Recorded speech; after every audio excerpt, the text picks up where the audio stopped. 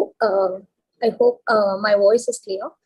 Good evening, everyone. I am delighted to introduce our esteemed guest speaker, Dr. T. Beena, the director of Happy Valley Business School in Coimbatore. Today, we have the privilege of having her speak to us on a topic that's of great importance to all of us: orientation for young faculty members of higher education institutions.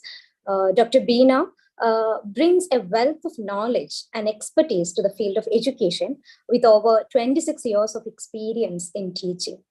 She is an electronics and communication engineer and has an MPhil in marketing and a PhD in management. Her contributions to the education sector extended beyond the classroom, as she is an active member of the CIA education panel and the BOS and doctoral committee. We are honored to have Dr. Beena join us today to share her insights on this particular topic. Welcome, Dr. Beena.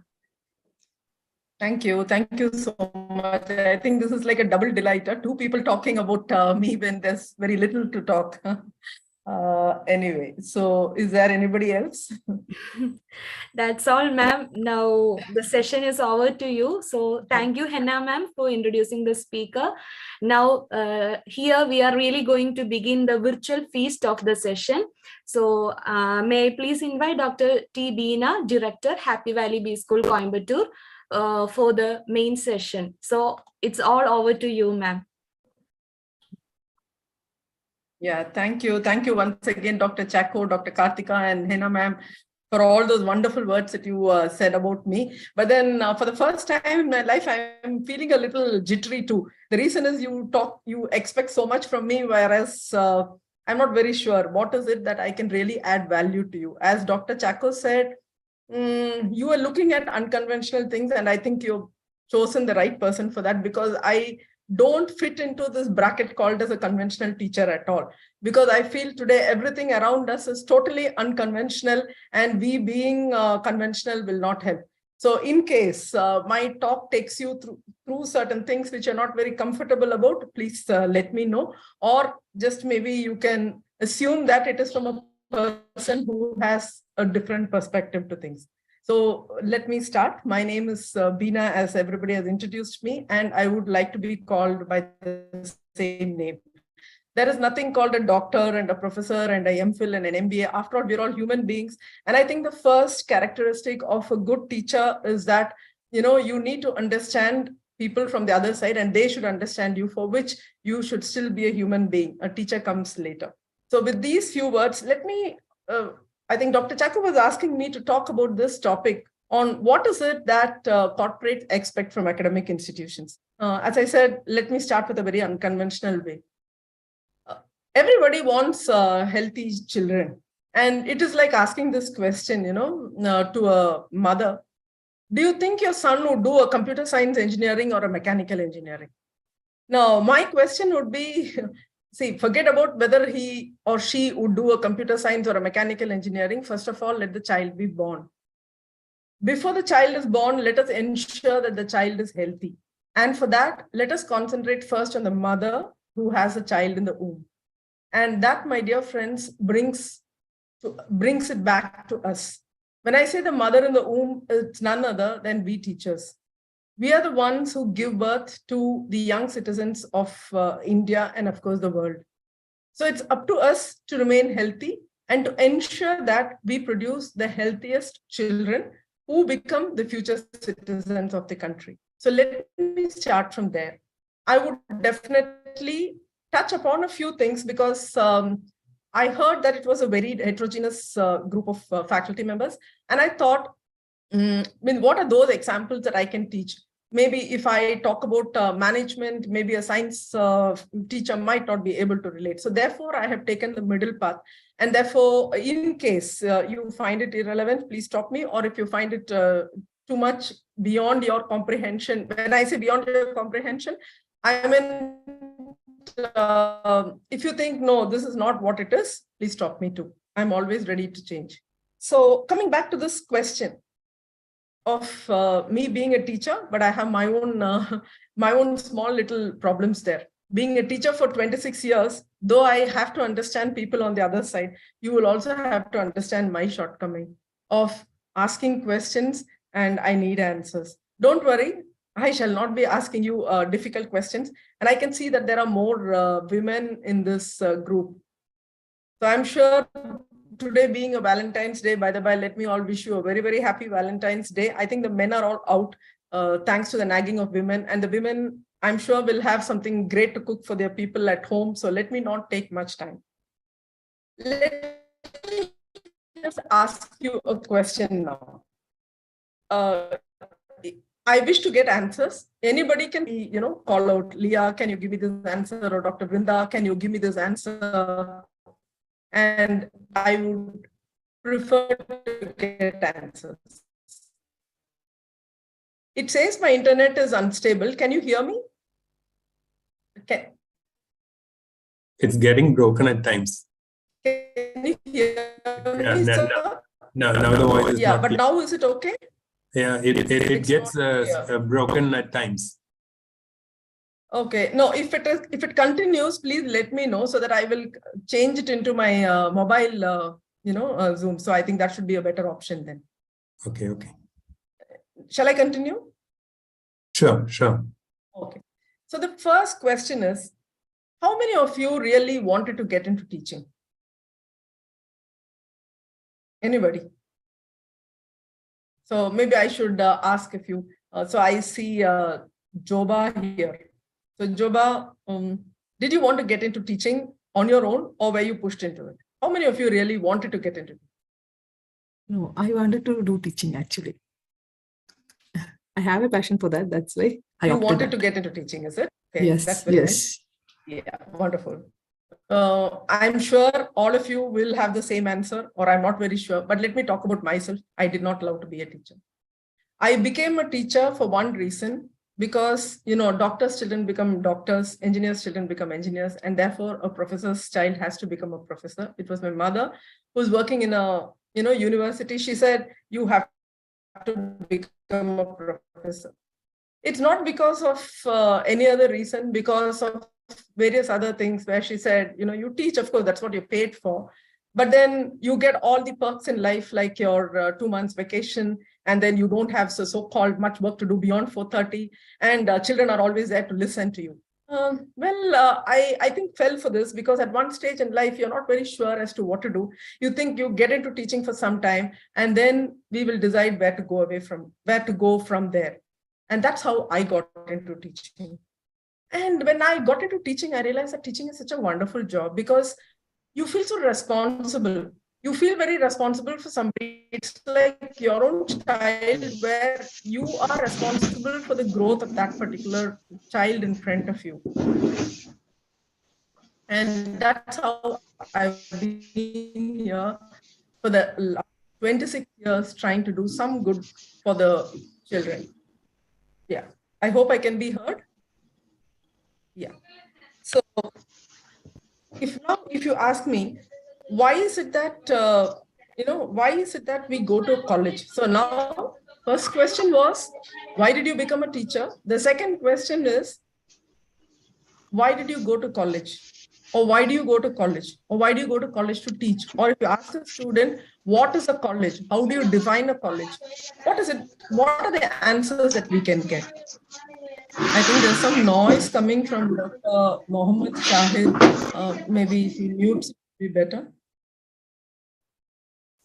Yeah, thank you. Yeah, so why do we go to college? There are many reasons why we go to a college, or what constitutes a college. If somebody were to ask me this question, I would say, yeah, if you ask me, how is it that you can explain what a college is? I'll say college is something which has huge buildings, a lot of space to walk around. There are a lot of students. The list is endless. But then if I keep asking you this question, shall I cut off the big buildings? Shall I cut off the library? Shall I cut off the labs? Shall I keep cutting off everything? And still, will it remain a college? I'm sure the answer would be yes, until I reach the last two, which is the teachers and the student. Now, without these two, there is no college. And that is why the responsibility for us. The responsibility initially is for us, because at that point of time in college, the responsibility is on us. The responsibility is on us to give something to the student so that he feels a necessity to come to college. One minute, can you just give me a second? Yeah, so he finds a necessity to come to college. He finds the reasons to come to college. And then the second part of the question is he will start contributing to the place of work. So first things first, part A is, what is it that we as faculty members should do to ensure that he gets corporate ready? How many of you have children? Now, I don't want to answer this. I don't want any of you to answer this question, but then at least you, if you have children, or you, when you were children, I'm sure would have gone in for parent-teacher interviews. I did. And I never liked the scenes of these parent-teacher meetings. Parent-teacher meetings in schools were like this. There were these parents who always wanted to tell the teachers, say, I have paid the fees. I'm sending my child here. He is with you for 6 to 8 hours of his, waking time. And I want you to do something for him. The teacher in return says, yeah, it's not enough if you just send him here. You also have a responsibility back home. And therefore, you should do something for your child too. I've always felt it is like a give and take, or it's a passing the parcel or passing the blame game. Everybody wants to shift the blame on somebody and not take entire responsibility of a child's life. And that is where I feel the first problem comes in.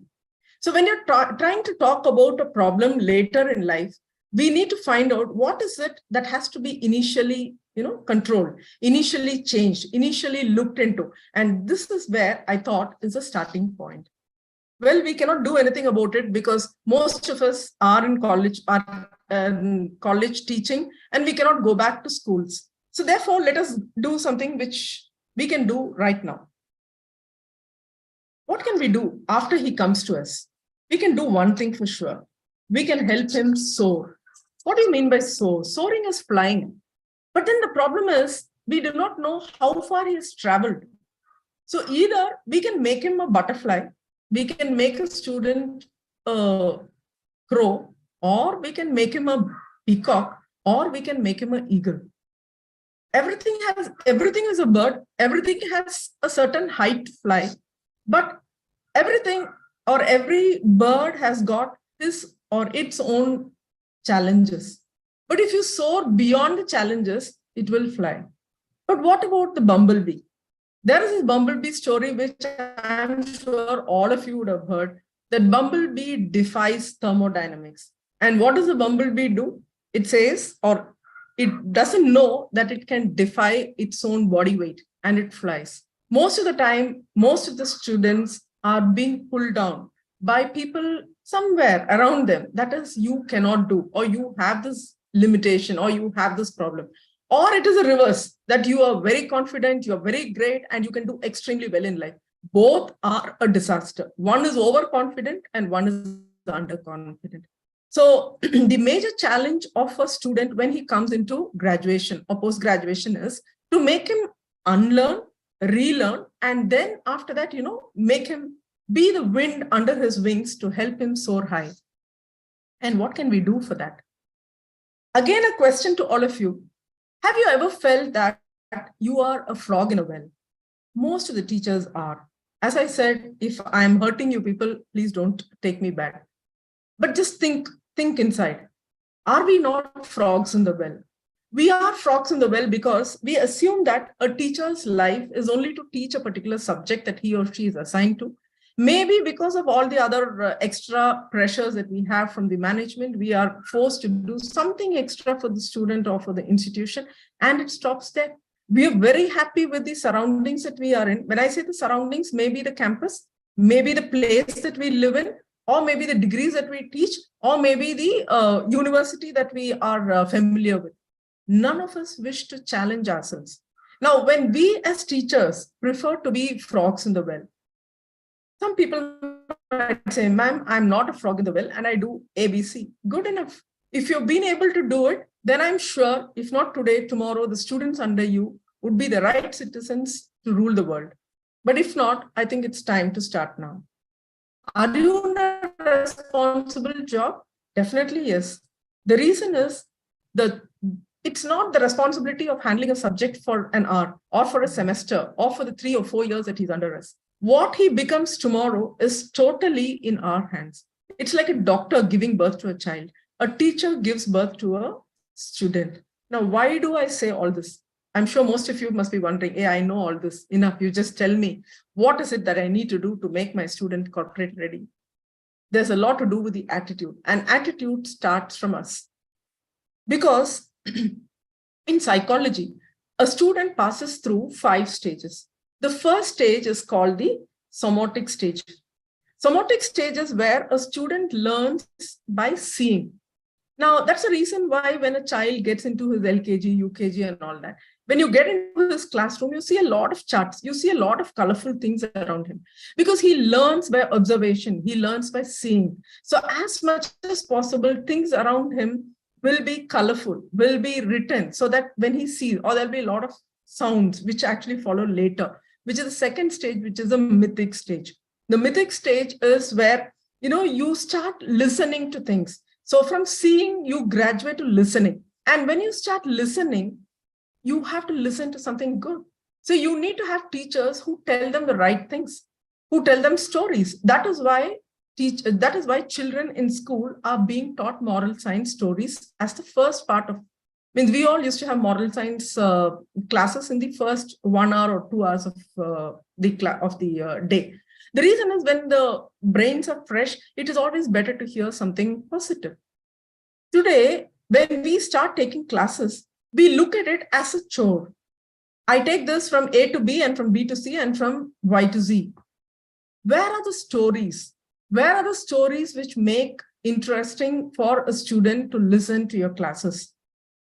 If he's gone through the somatic and the mythic stages where he has seen a lot of things, where he has listened to good things, and if he comes under a teacher who is not so very expressive, he loses interest. Or the reverse, he has not gone through a teacher who has been so, but comes under a teacher who again not so, he doesn't understand that education can be really very interesting. Because it's not only about these 2 stages where you see first and then you hear. Imagine when you come into the 5th standard or your 6th standard. I don't know about you people, but then when I was in the 6th standard, we had our own school library where from the 6th standard, we were allowed to take novels. Of course, the age being that age, we started taking your Mills and Boon story, because that's how we are introduced to novels, small ones. You read, if it is a 100-page Mills and Boon novel, 50 pages you read, and the next 50 pages would be our own dreams. That's called as your romantic stage. Well, it is, when I say this, it is not only about being romantic that way. I mean, when somebody teaches you history, how many times have you gone into those palaces? How many times have you decided that you are that king and queen? Well, don't go overboard, else you will become like Chandramukhi or Manichitratal Shobana. No, I'm not talking about that extreme. But then that's the age when you fantasize. And how many times have teachers allowed you to fantasize? Now you move on from there to the next stage, which is your philosophical stage. Philosophical stage is when actually he comes into your graduation, or maybe your 11th and 12th, and then your graduation. And in this philosophical stage, he tries to understand, why am I learning all this? So if you have children at home, when they are in the 9th, 10th, 11th, and 12th, they say, oh, Amma, why are you asking me to learn this? Why do you think I'm going to learn? Where do you think I'm going to use this? I'm sure all of us would have gone through this. The reason being, most of them are not able to find the connect between what is taught in the classroom to what they actually see. And then the last stage, that is when they come to us, when they come for the post-graduation, or maybe a step just behind getting into the corporate, they get into this stage called as the ironical stage. So this ironical stage is where they try to apply, because everybody says you try to apply, you're getting into a job. It can be a first job. That also is an ironical stage. So whatever you've learned all these 17, 19 years of your life, you are asked to apply. And then suddenly when you start applying, you realize that you don't know anything. And then you feel very bad. You feel very less confident. You feel you wasted 20 years of your life. You either push yourself to do something better, or you move away. And that's the challenge that we have here. The first 4 stages people pass through. And then they come to us at maybe the 5th stage or the pre-5th stage, which is your philosophical stage or your ironical stage. And then what happens? What happens to them? So I leave this as a question mark here. I will come back to it a little later. The next is again back to teachers. By the way, are you able to follow what I'm saying? Means the lines of thought? Or am I dragging it a little too much, or should I continue in the same fashion? Yes, ma'am. Yes, ma'am. We can follow that. Yeah, thank you. I'm sure you've heard of this word called disruption. Now, what is disruption? Disruption is not something which happens just like that. It happens because of a particular reason. And the reason is not something to be scared of. You know, everybody says disruption. An earthquake is a disruption. Yes. A flood is a disruption. Yes. But I'm not talking about those kind of disruptions. I'm talking about disruptions which actually sometimes can make you happy. Just imagine when you first got your mobile phone, we got it from your BSNL. Though the network was not very good, though it was charged high, we were happy because from a telephone line or a fixed line, we got something which is handheld. We could go anywhere and still be connected. And then from BSNL, the other players took on, like your Airtel. Airtel was better than BSNL sometimes, maybe in certain regions. And we were very, again, happy because they came up with a lot of features. And then came Jio, which disrupted it totally. And they said everything is free. We were very, very happy. And then there was this, Idea or Vodafone. They were doing well. They are even today maybe okay. But then Idea is a dead company today. So what's happening? Disruptions make people happier. The companies can live or die, but the people are happy because we get better and better things. Imagine a car, an ambassador to a Fiat, to a Maruti. And when all this was doing very well, there was this company called Tata, which was actually not doing well. And people started predicting the death of this company called Tata because their products were not all that great in the market. Then came a big disruption and they said, hey, here, take my EV, take this electric vehicle from me. And today, you know, if Tata Motors share price has gone up so much, it is only because of one reason, that the EVs are selling much beyond even what they expected it to sell. Why? Because the disruptor was electric vehicles, and the disruptor actually aided this company only because the people were happy. The people were happy, and nobody ever said, oh my God, this Maruti helped me for so long. Hyundai helped me for so long. Let me have my sincerity and my gratitude to that brand. No. If any disruption happens, and if it is better than what it was, people will forget us. What do you think I'm coming to? What do you think are the biggest disruptors for education? So long, we have not been bearing the brunt of disruptions. But then slowly, yes. It's just that the COVID hastened the process. The edutech companies were already there. And as I said, COVID helped people realize that edutech companies can actually take over. Today, Byju's is $1 billion company. Forget about what's happening in Byju's today, but then still the worth of a Byju's is much more than the worth of a college, of a physical college that you can find today. The number of students that are enrolled in Byju's is much more than any school or maybe all schools put together in India. So aren't you worried about these edutech companies taking over? What about your MOOC courses? What about these virtual platforms that we are using now? What about the metaverse? Just imagine, none of us are existent, and the students just get into a class, because we might think, hey, no, after COVID, people wanted to come back to physical spaces. Yes, but what about a metaverse? They get into the physical space virtually, and that's very beautiful. So why wouldn't they like to be there? And then on top of all that is something called as the gig economy. Gig economy is like your Swiggy. I hope there are Swiggies in Kerala. Swiggy is operating in Kerala. So you have these Swiggy boys, you have these Amazon boys. They just do it as a part-time. When I have the time, I say, okay, I drive this taxi, or I come and deliver something to you. I get paid for that. There is no contract. I'm not a permanent employee. How long will it take for education to be a part of this gig economy. They say, okay, Bina, you just come, take the subject, just take it for 1 hour and go. If you're not available, somebody else comes. And if nobody's available, a robo can take it much better. So why I'm saying this is, we are the least valued. We are the least valued because we give very less value to ourselves. Whereas we feel we are very valuable, and we feel a student doesn't open his mouth in front of us, which means that whatever we are class, which means he's not ready for the corporate. A student who is able to ask as many questions as possible is not because he's intelligent. It's because we have triggered the thought process in the classroom. If we have made that happen, then let me assure you that in the corporate, he is the most wanted person. He can ask the same questions. There will be somebody to give answers. That answer can be in the form of an idea. The answer can be in the form of an innovation.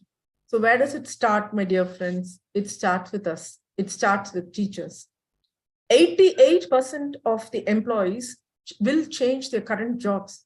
Just imagine, 88% is what they say, meaning 90% of them will not have the jobs that they have today. I'm talking about the younger generation.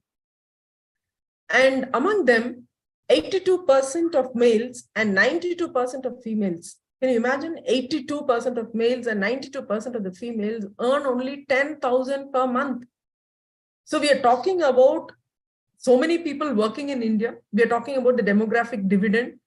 And we have around 90% on an average getting only 10,000 per month.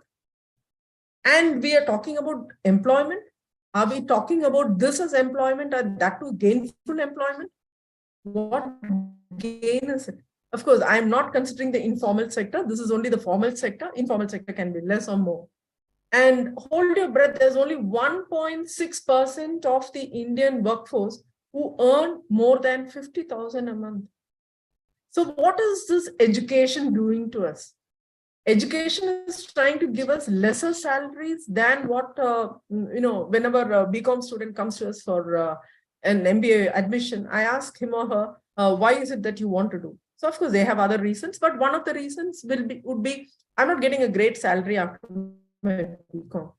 So when asked what is it that they get, they say they get 5,000, 6,000, 8,000 on an average. Whereas you pay 12,000, 14,000 to a security. So which means the more you study, the less you get paid. Is education the reason for that? Or is it what he actually learns in the process of his learning? Is that the reason for it? So think, who is responsible? Is it the student or is it the teacher? Now, do you use Google is the question. I do.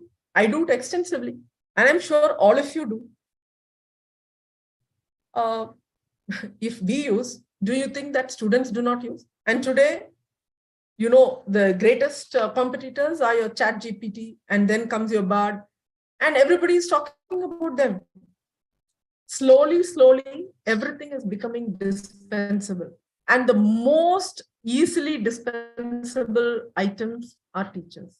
Again, let me tell you, I'm not doing this to frighten you, but I'm only telling you, I'm only warning you that we need to become relevant. Now, when we try to become relevant for the next set of students or for the students that we teach, automatically it answers the questions that the students will get ready for corporates. Okay, now I think I've been giving a lot of advice. So let me come directly to what I wish to say. Why should a company take a student? A company takes a student for one reason, that he needs to make money out of the student. It is simply put, this is plain, simple language. He needs to make money. If he is willing to pay a student 10,000, for example, he wishes to make into 5 or into 10. If a multinational, it is into 10. That is, the student should be able to give into 10. That is 1 lakh worth of revenue to the company for him to be paid 10,000. If it is an India-based company, they are very nice people. So they say into 5. So you give me 50,000. In that 50,000, I will pay you 10,000. So are we making them ready to give a revenue of 5x or 10x to the company? Now, how do you make money? How do you make money for the company? It comes from ideas. It comes from ideas to sell your product to the customers. Today, everything is getting to the market. How are you going to take a product to the market? So how do we do it? We are here to teach. This teaching is a very, very structured teaching. Let us continue to do it. But to answer the same question again, you can do it in two ways. One is cognitive teaching, and the other one is independent learning. If we can help a student do this, it would answer that question, what is it that the corporates expect from the student? Cognitive learning. What is cognitive learning? Cognitive learning is how much can you use the brain to learn? We give all notes for the students. We teach all the 5 units from the first topic to the last topic. Anything that is left behind, we ask them to do a seminar. You ask a question directly from the topics that are covered. You don't ask him anything over and beyond the syllabus. If asked, I know again what can happen. So we don't allow a student's brain to develop. Today, a scientist like a Newton or an Einstein, they say, has used only 2% of the brain. If a scientist has used only 2%, imagine people who are lesser mortals like us. How much percentage of brain have we really used? So cognitive levels of thinking have gone down so drastically that today companies are grappling with it. And that's the first challenge that companies face. This is what most of the companies come to us saying, ma'am, help people to think. How is there any syllabus to make people think? There is a syllabus. Now let us not get into that. But as a teacher, why is it that we are not provoking them to think? Why is it that we are not provoking them to ask questions? So that's the reason why I spoke so much. Our responsibility today is not just to teach. The responsibility is to make people talk. To talk, let it be unintelligent questions, but let them start thinking. And then is independent learning. Independent learning is as a student walks up a road. You know, I keep asking a student, you've been walking in the same road. What is your observation? He doesn't know. He says, yeah, it's a road. I said, yes, it's a road. So what do you see there? Ma'am, cars. Okay, so how many cars pass in a second? He doesn't know. Okay, did you see a white car or a blue car? Or did you see more of buses? He doesn't know. No, forget about having mobile in his hand and he looking into the mobile. No, I'm talking about his observation. And then you ask some questions. Okay, you saw that board. Why is it in blue color? Why is it not in red color? Did you ever think about it? No. Now, unless we ask questions like this, a student, now next time he goes on the same road, he's going to start thinking, oh my God, ma'am asked me something like that. Let me look around. And he does this 2 times, he's definitely going to get inquisitive. But then every day you cannot say the same thing. So as I said, the teacher has to work into 10 times to make a student 1% interested in whatever he or she has to say. So that's the, I would say that's the biggest challenge that a teacher has. And going back to science, I think a very often used formula is this theory of relativity. If there are any science teachers here, you know it is E is equal to mc squared. I have long got away from science, so I'm here not to talk about what is m and what is c, but I have my own formula for this. I would like to change it slightly, you know, from E is equal to mc squared. So I would say c is equal to me squared. If we can do this, again, I would say that's the answer. So what is this? C is equal to me squared. C, as I said, is your cognitive thinking. How are you going to improve the cognitive thinking of a student? A student today is like a robo, but I would not like to insult a robo.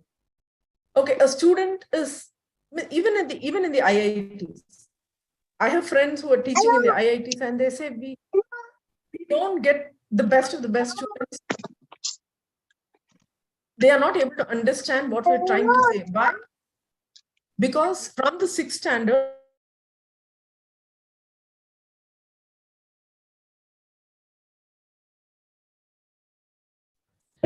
Ma'am, I think you are muted, ma'am.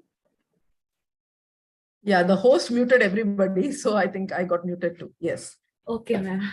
Sorry. So I was talking about a student who goes into the IIT. So I'm not talking about students, very average students. I'm talking about even those who get into the IITs. If the suicide rates are going up, who is to be blamed? It is because they are unable to think. And in IITs, you cannot ask people to mug up things. So somewhere there is a conflict, and who has created it? So when I say cognitive, allow people to think. And how is it possible? I also gave you a formula for that. It is ME squared. What is M? M stands for meaning. Give a meaning for everything that he learns. Why is he learning this particular topic? Where is the application of this particular topic? Why is it that he is learning this topic and not some other topic? And what are the different perspectives to learning this topic? Most of the teachers that I have seen get into class, immediately they say, let me define X, Y, Z as, it is nothing but. They start a definition like this. Which student would love to hear a definition like this? I would not. I've been a very bad student. I'm sure I'm a very good teacher. I'm not blowing my own trumpet, but then I've heard it from my own students. You know why? Because I did not want to be like most of my teachers, though I learned in some of the best schools and colleges. Because they did their duties. I'm not finding fault with any teacher, but they never created that curiosity in me to learn better. That's because they never told me, why am I learning this subject? Whereas most of my classes start with stories. And then they wonder, why is this ma'am saying this? And then finally, I bring them to the reason as to why is it that they are learning this topic. And then everybody is, hooked onto it. It's difficult. It's very easy to start a topic, give 3 definitions and keep going. We work for only 1 hour for that. To give a story, to find examples, take 5 hours.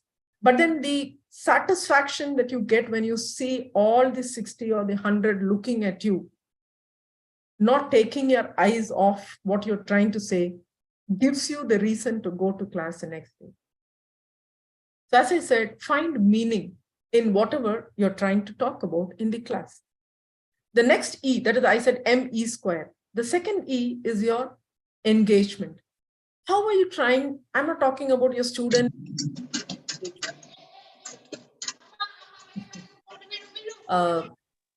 So I'm not talking about the student-teacher engagement. I'm talking about how to make a student engage in whatever subject he is learning.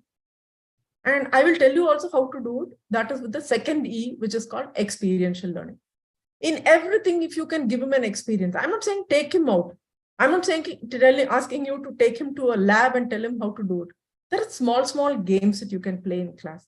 There are small puzzles that you can have. There are small quizzes that you can do. There are small questions that you can ask. Out of just what he does every day, he will start thinking. He will definitely start thinking. And when you continue to do this, as I said, your C is equal to ME squared. You will get a lot of Einsteins. You will get a lot of Edisons. And the corporates would look forward to people like these. Well, it's not all. Let me also tell you what else corporates are looking at. This is based on real research that we have done with many corporates. Of course, and I'm trying to bring it under something which is easy for you because it's already been researched, it's already been put up somewhere. So I'm just collectively bringing it to your notice. All of you know this thing called as hash. Hash is a straight line. It's like a minus sign. Most of the students are like that. They're like this. They know a little bit of everything. Okay, it's a line. They know a little bit of this, little bit of this, little bit of this. But if you ask them anything, you ask the first question, they will answer. If you ask the third question, they will not be able to answer. Because their level of understanding is only that shallow. They're not deep. So this is the hash. Most of them, 80% of the students coming out of an educational institution today is a hyphen, is a minus, I would say. So if you minus that knowledge, is nothing. And again, my question is, who is responsible for that? Or you find somebody who is extremely interested in something. That's his I. Okay, it's an I. One I. Where I'm a very, very, very studious person. I love chemistry and I love only chemistry. I don't like anything else. I don't know anything else. I don't know who is a cricket captain. I don't know who is the Prime Minister of India. And I don't care. I love only chemistry. This is I character. The company is very happy. Would have been. Currently, companies are not happy with this I kind of personality. I means not the I mean in terms of the vertical depth. Because he is fit for only that. What if, as I said, there is a disruption and that particular thing is no longer needed? This guy is dead. forever, I mean, in his career. So is an I type of personality relevant? Think about it. Are we doing something about it? If not, then what else can we do? They look at something called a M. What's this M? M is, now all of you know how M is written. M is written like this, so which means it has got two straight lines. They say, instead of being just specialized in one, why don't we have two specializations? Maybe 25, 30 years ago, I'm sure all of you would have known that you had your double major, triple major. In MBA, we have dual specializations. Why do we do that? Because we don't want to take a risk. Okay, so let me be good at this and let me be good at that. Now, for example, if you become a chemical engineer, what can be your other interests in? Chemical engineer, people say, oh, it's just in the lab and you just mix two chemicals and you find out something. No. If you think that I'm going to create a new soap, I'm going to create a new, a deodorant, I'm going to create something which this customer is going to use. If you start thinking like that, then your interest would now spread to marketing. So you're not only an engineer, but you're also a marketing, a marketing enthusiast. So your interests lie in marketing and in chemical engineering. This is this M kind of personality. Are we giving them that kind of a feeling? Today, in most engineering colleges, I'm an electronics engineer. I never ever thought that I will do do management in my life. When I completed my engineering, I realized that I did not know anything. I was a topper in the class.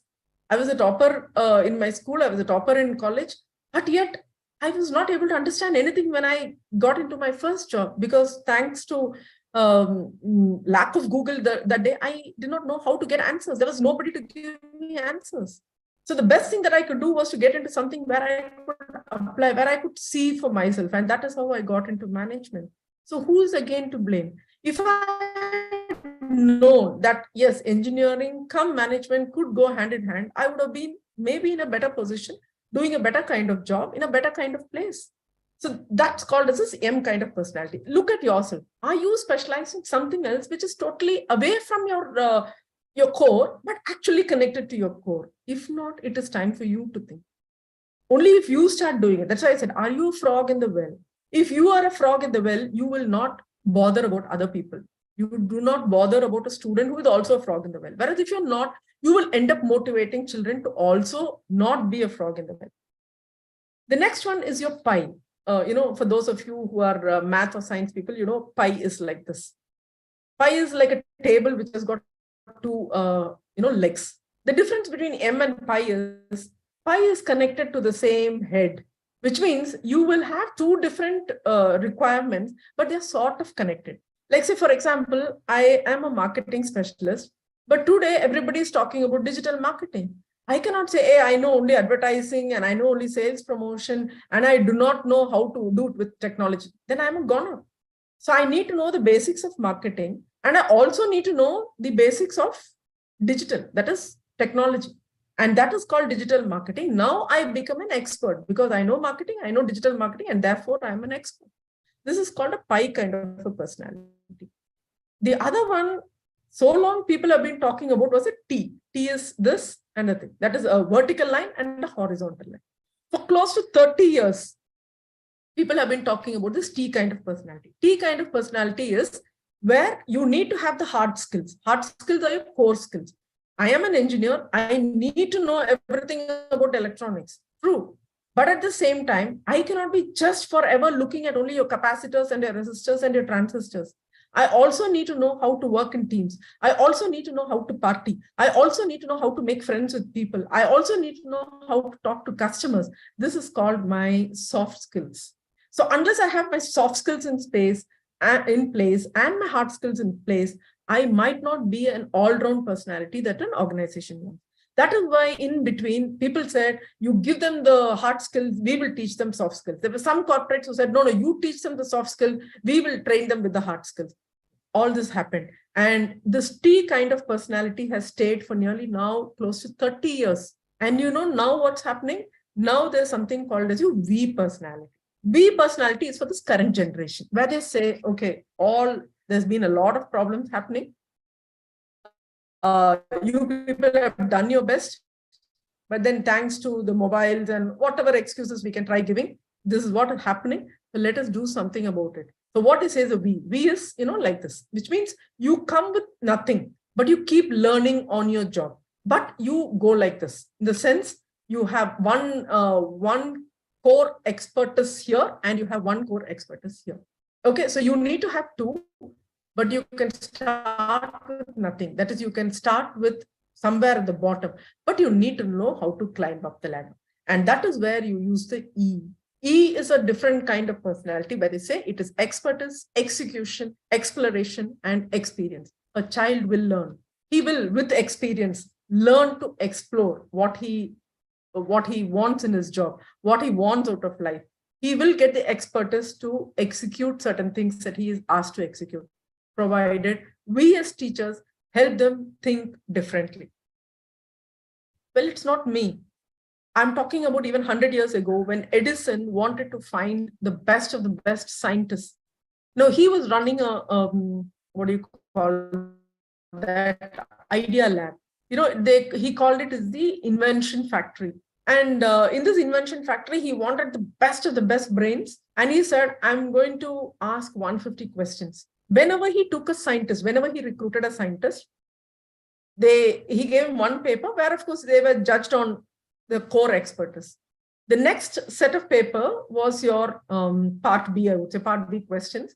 It had 150 questions. This 150 questions covered everything from music to art to sports to politics to geography to history to everything, current, past, present, and future. And in this 150 questions, unless the scientist scored 90% and above, it is not his score to know. But yet, Edison insisted that he knows more than, he got 90% of the questions right. And remember, it's 150 questions. And of that, 90 questions should be right to choose him as a scientist in his invention factory. So my dear colleagues, this is how life has to be. If it is easy today, it's going to be difficult tomorrow. If it is going to be difficult today, definitely it's going to be easy tomorrow. There was this man called Ford. Ford is the one who created this car revolution in the country. When he wanted to take people, when he wanted to promote people, or when he wanted to take people not at the lower level, I mean at the upper middle level of management, of course, experience and the core mattered. But beyond which, he used to say, come and meet me, let us have dinner together. He used to take these people prospective, and they finally say the 5 or 6 that you wanted to choose 2 from 5 or whatever. He used to take all these 5, of course, separately, to 5-star hotels and host dinners. He used to carry on a conversation for an hour or 2, just to find out how this person is able to continue with a conversation. He is going to be the face of the organization tomorrow, and he's going to represent this company. So I want to know, what is he talking about? How is he putting his thoughts across? How is he holding his fork and a spoon? How is he able to order right? And that was the way in which he chose his general managers, his vice presidents.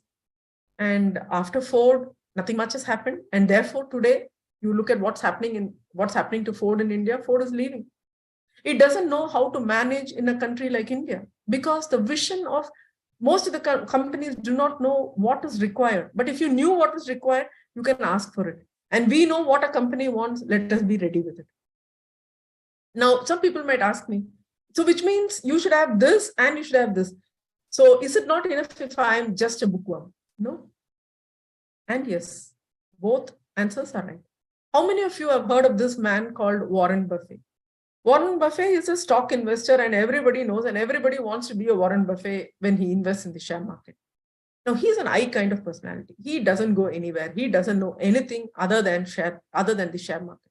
But his thing is around. Okay, so if you can be around, for example, when he wanted to invest in the stock called the American Express, he doesn't go, of course, he checks what is the ratio, what is that ratio, can I get it? He does his own analysis. but beyond which he does something else. He used to go to the hotel counters. He used to go to shopping malls. He used to go to cafes. He used to go to travel agencies. And he just used to observe. He just used to observe how is it that people pay for things that they purchase. And he found that most of them were paying with American Express cards. Then he realized that what is inside is also important. What's outside is also important. So he invested in American Express. He put 30% of his money into American Express. And of course, American Express gave him the best of the best returns. The decision was not taken only because of his core strength, but it was around the core strength. How much around? It depends on your interest in what you do. So to conclude, let me tell you that teachers are definitely the backbone of students who wish to do well in corporate. A corporate is looking at only two things today. Every corporate who I have met says the same thing. They say, give us students who have the capacity to think. Don't snatch away thinking from students. Allow them to upskill. Ask them to reskill. And tell them that education and learning doesn't stop with institutions. And that is why in Japanese, there is a concept called the kaizen, which is called the continuous improvement. And you all know continuous improvement is not only for students, but also for teachers. And I'm sure if we do our job very well, 100%, the student also would do a very, very wonderful job. I would stop with a story here. There was a fisherman. A fisherman was fishing, and there was somebody noticing this fisherman. He was taking a fish, he caught a fish, and then he saw the fish like this, he threw it back. Then he took another fish and he threw it back. And then when he got some small fishes, he put it into his bag. So the man who was watching was wondering, what is this guy doing? He's putting the big fish back into the river, and he's taking only the small fish. So when asked, this fisherman said, what to do? I have a very small frying pan at home. This man was shocked. He said, so which means you fish for the size of your frying pan. Well, can you blame the fisherman for that? No. But then don't you think that we are all doing the same thing? We are all doing things only to the size of a frying pan. Teachers, students, university, corporates, and everybody. If all of us decide to increase the size of our frying pan and don't limit our actions to the size of a frying pan, I'm sure everything around us will be good. But anyway, as a teacher, I always feel if we require a solution, the solution starts from us. So with these few words, let me say thank you for the wonderful opportunity that you people have given me. And I hope I could add some value to the 1.5 hours that you people spent today. If there are any questions, I'm more than happy to answer.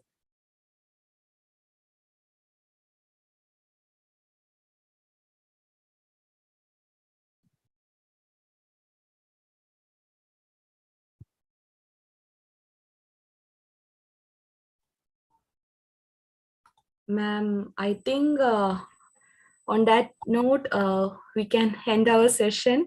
Okay, fine. So indeed, the session I think it ruled out all the collective amnesia that affected all of us as faculty members.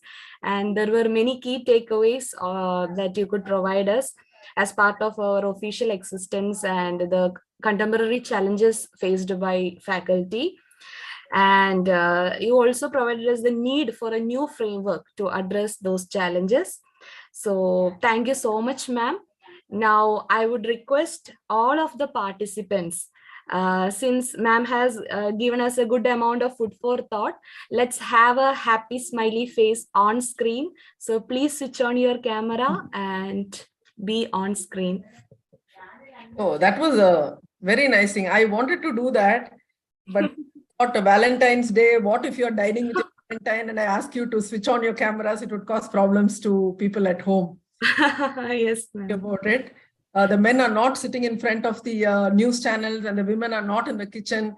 Dr. Chacko, you're doing a great job. Huh? Very, very difficult, 7 to 8:30 to make people sit like this during the most peak times of a day. Thank you. Thank you so much.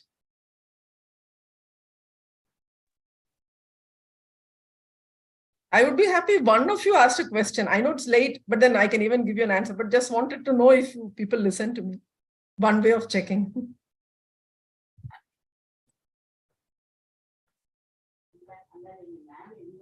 Okay, leave it. Ma'am, I think you gave us enough fire to your curiosity to gain more knowledge through such an expert talk. Ma'am, Yes.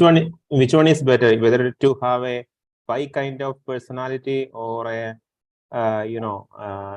rather a T kind of personality? See, that depends on the experience that we have and the age that we are in.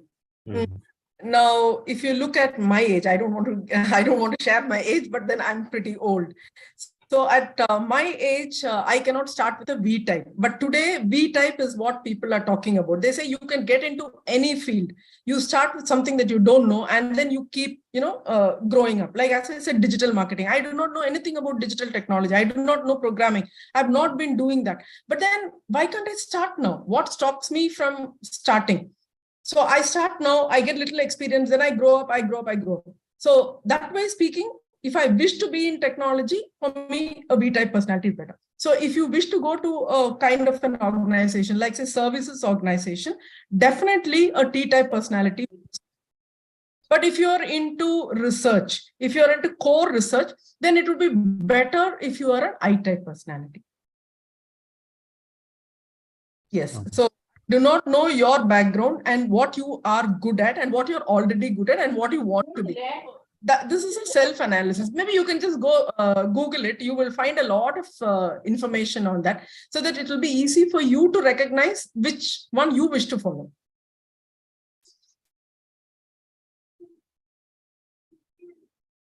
Yeah, thank you. Thank you. Okay. Thank you, Jijo sir. That was a request from our ma'am to have a question, and I hope by that we come to the end of the session. Now let's have a photo face together.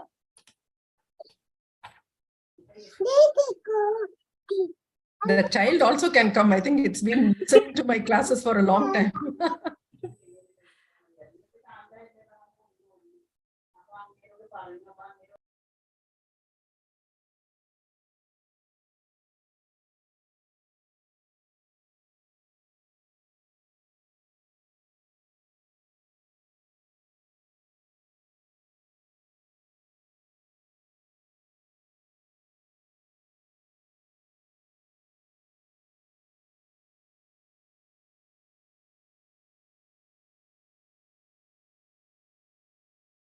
I hope all of you can also connect with me on LinkedIn, and you will find my details there. I'm very bad at taking online classes. It's so difficult to talk to somebody who I'm not able to see. So I'm not usually this bad when I talk, but online I'm the worst. So if you wish to connect to me, please. Yeah, actually, we wanted to have it as an offline session, but since the academic year is coming to an end, we didn't find enough time. So No. I fully understand. And this is very easy for me too. But the that's a totally different. As well as the talk doesn't get effective when you keep talking to a blank screen. Yeah, that's true. Karthika, if photo is done, we can wind up. Yes, sir. I hope the photo session is over and it's completed.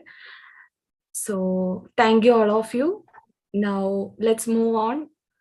So when there is a beginning, there is an end too. So for the final note, I invite Ms. Adra P, Assistant Professor of English, to deliver the vote of thanks. Over to you, Adra ma'am. Thank you, Karthika ma'am. Am I audible?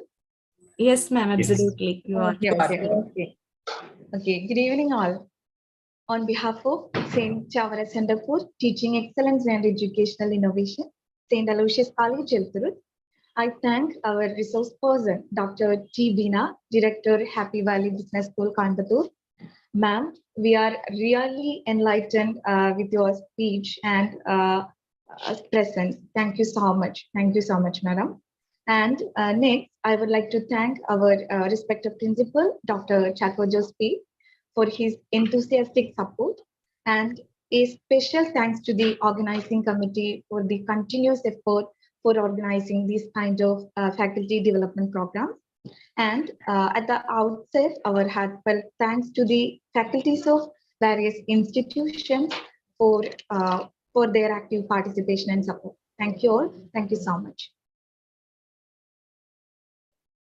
Thank you once again, Dr. Chako and Dr. Kartika and Dr. Ratira. All of you have been doing a wonderful job here, and best wishes for many more such fruitful sessions. Thank you so much for having called me. Yeah, thank you so much, ma'am, for spending your valuable time. Thank you so much. Pleasure was mine, sir. So thank you, Dr. Beena ma'am. Thank you, Adira ma'am, for delivering the excellent vote of thanks. So with this reference, we would like to sign out. So have a happy day and thank you all of you.